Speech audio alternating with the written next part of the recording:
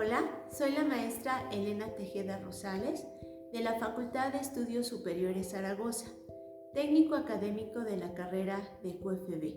Este video ha sido desarrollado para el módulo Seminario de Problemas Socioeconómicos de México, Unidad El Químico Farmacéutico y la Producción de Bienes y Servicios para la Salud, Subunidad Farmacia antes del siglo XVI, parte 1.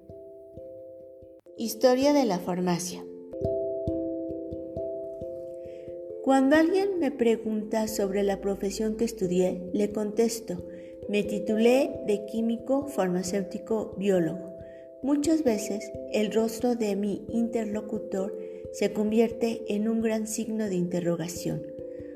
Una gran mayoría de personas desconoce el quehacer profesional y no identifica al químico farmacéutico biólogo como un integrante del equipo de salud.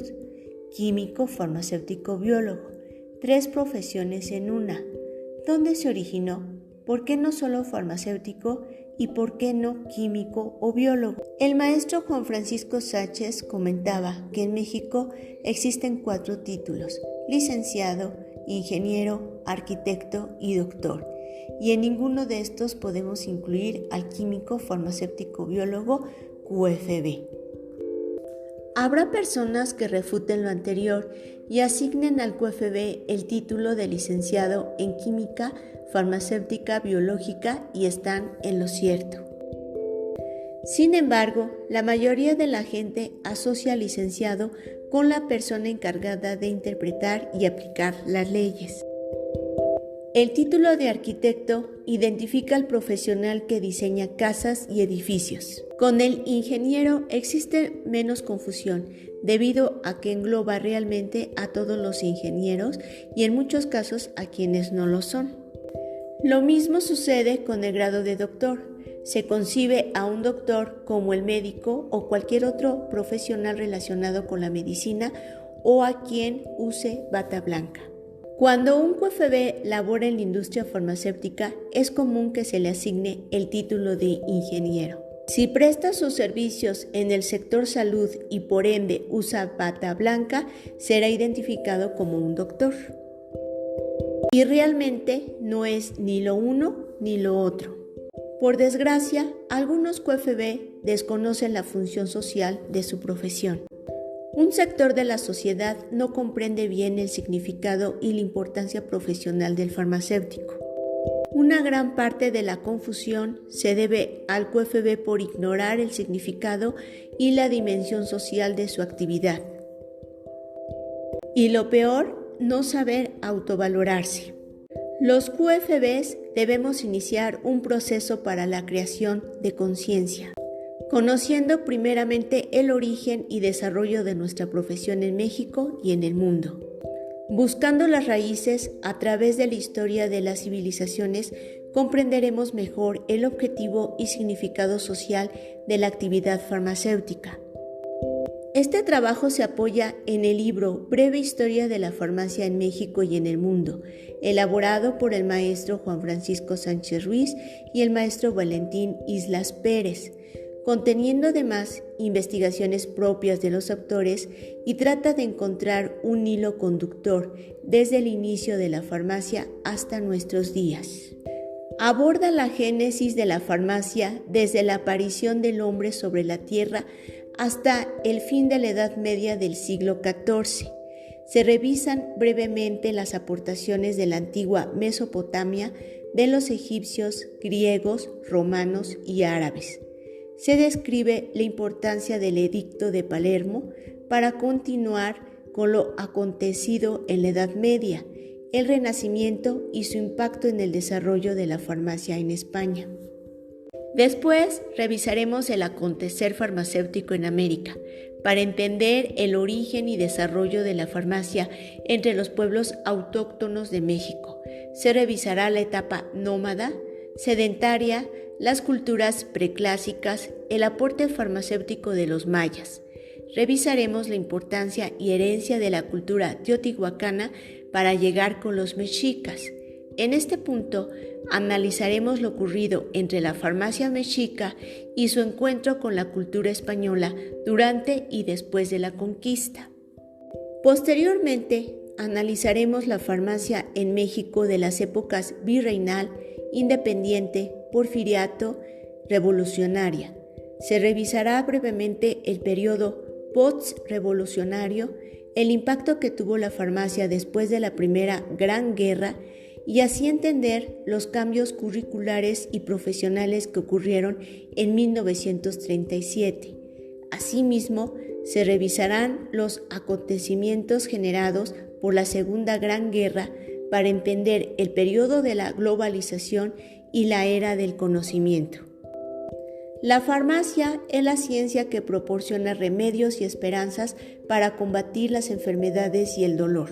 La farmacia conjuga la destreza y la ciencia para preparar sustancias apropiadas y convenientes, conocidas como medicamentos, obtenidas de fuentes naturales y sintéticas para tratar y prevenir enfermedades. El desarrollo y producción de medicamentos abarca investigación, síntesis, aislamiento, identificación, selección, combinación, preservación, acción farmacológica, análisis y desarrollo de principios activos. Prácticamente todas las actividades científicas son necesarias para crear un medicamento. La farmacia incluye, además, la venta, distribución y uso apropiado de principios activos y medicamentos médicos, odontológicos y veterinarios. Independiente de la función social del farmacéutico, la farmacia es determinante en la cultura actual.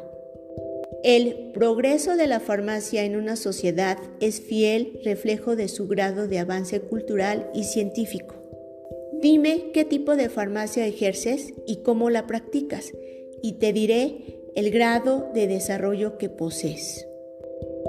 La farmacia ha dado la pauta para la génesis y evolución de otras ciencias.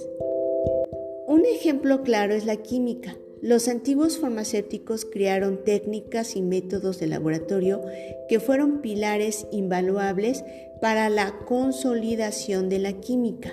De hecho, los primeros tratados de esta ciencia fueron escritos por farmacéuticos. La botánica es otra ciencia creada por los farmacéuticos. Fueron los farmacéuticos los creadores de jardines botánicos para elaborar sus medicamentos. Incluso se denominaron jardines farmacéuticos. Los primeros tratados de botánica fueron escritos por farmacéuticos.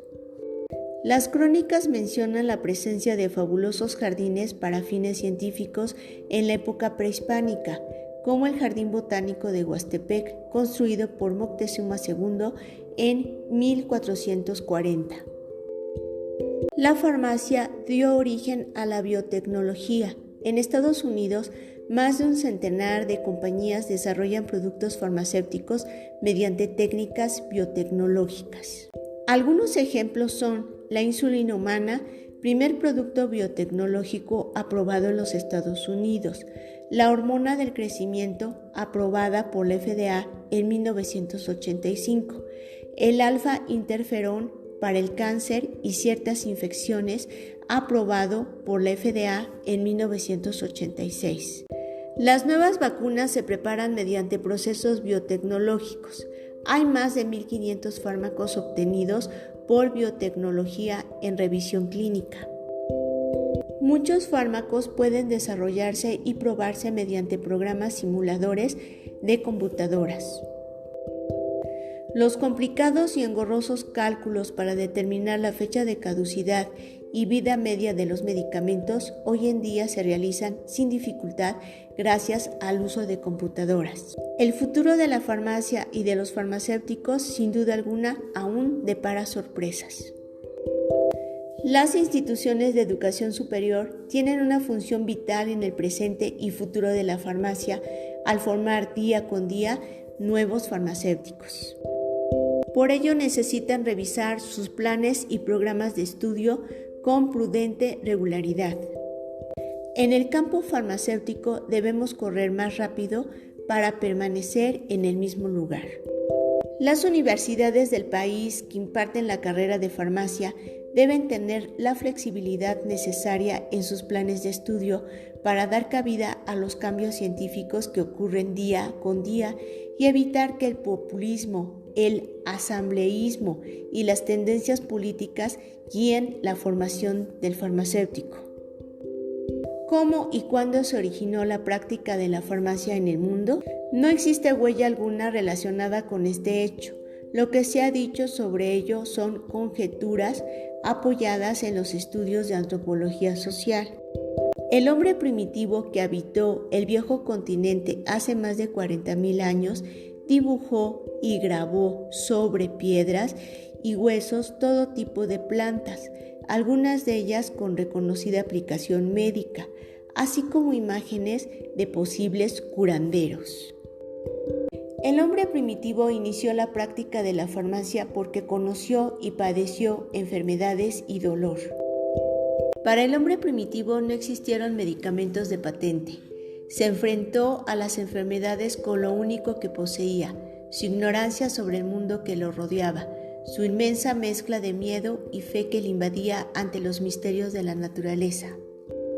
La enfermedad con certeza fue concebida por el hombre primitivo de varias formas: presencia en el cuerpo de un objeto extraño, pérdida o evasión de su ser interior, consecuencia de la acción de espíritus hostiles.